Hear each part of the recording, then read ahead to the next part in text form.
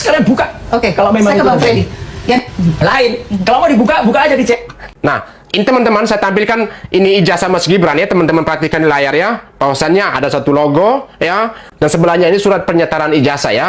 Ya, teman-teman mungkin sudah melihat format itu yang sudah tersebar ya. Waktu itu Mas Gibran waktu menjadi wali kota Solo, beliau menunjukkan kepada media, awak media. Tapi si Roy bego ini, mengong panci ini, begitu kekeh ya, bahwasannya harus dua logo ya, logo panci gitu ya. Nah, saya akan tampilkan teman-teman bagaimana dulu Mas Gibran itu begitu dihargai di MDIS sebagai alumni terbaik atau orang terkenal ya. Ini ada. Ini di sini ada sesuatu yang bikin kaget sebenarnya. Ini di kampus MDIS. Nah, ini foto Mas Gibran. Karena Mas Gibran Orang-orang terkenal ya. adalah lulusan Bachelor of Science in Marketing di MDIS. Nah, Dan jelas kan? wajahnya terpampang Tifa? sekali. Roy Suryo? Ya, nggak ada otak kau ya. Ya, itulah. Kurang update kalian tuh. Ya, jelas sekali ya. Bahwasannya Mas Gibran itu benaran lulusan dari MDIS ya. Resmi kok. Nah, Anda penasaran dengan alumni MDIS yang akan memberikan kesaksian ya? Nah, saya akan simak ini sampai selesai ya. Tapi sebelum itu teman-teman, saya minta agar setelah kalian menyaksikan ini, dengan sukarela kalian silakan membagikan video ini sebanyak-banyaknya kepada seluruh masyarakat Indonesia supaya Tifa, Roy punya bego itu tuh disikat rata semuanya ya. Banyak yang salah paham soal ijazah kampus swasta di Singapura. Bahkan ada yang bilang gampang bikin ijazah palsu. Padahal Singapura itu salah satu negara yang paling ketat soal pendidikan. Nah, aku bakal jelasin cukup panjang. Mohon disimak ya. Kita mesti paham basicnya dulu.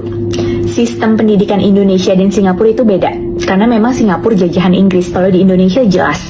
Jenjang pendidikannya itu SD, SMP, SMA. SD 6 tahun, SMP 3 tahun, SMA 3 tahun, di total 12 tahun. Tapi kalau di Singapura agak beda nih. Jadi kalau di Singapura itu ada yang namanya primary school 6 tahun. Kemudian selanjutnya pas primary school itu ada tes yang namanya PSLE test. Di situ untuk ngebedain antara kita akan masuk secondary school yang express atau secondary school yang biasa. Kalau secondary school yang express itu 4 tahun. Dari situ aja udah beda ya. SMP SMA 6 tahun, tapi di sini di Singapura secondary school express itu 4 tahun. Kalau secondary school yang biasa itu 4 plus 1 tahun, jadi total 5 tahun. Yang jalur biasa pun aja udah beda, bukan 6 tahun tapi 5 tahun. Di situ udah jelas bedanya kan. Nah, anggaplah masuk ke secondary school yang express, cuma 4 tahun masa belajarnya. Di situ nanti ada tes lagi. Apakah di secondary express itu kita bisa lanjut ke junior college yang masa belajarnya cuma 2 tahun atau lanjut ke politeknik yang masa belajarnya 3 tahun. Kalau masuk ke junior college itu akan mempermudah untuk masuk ke university. Nah, universitas negeri di Singapura itu sedikit banget. Antara lain kayak NTU, NUS, SMU, SUSS, dan beberapa lah, bisa di googling sendiri nanti. Nah, kemudian yang masuknya politeknik itu setingkat diploma ya. Biasanya masuknya itu nanti ke university private, ke kampus swasta. Nah, kampus swasta di Singapura ada banyak banget, dari yang model ruko-ruko atau kampusnya di mall, bahkan sampai ada yang punya gedung sendiri. Gak jarang mahasiswa asing dari luar Singapura yang mau pindah pendidikannya ke Singapura, mereka pindah itu sejak lulus SMP. Kenapa?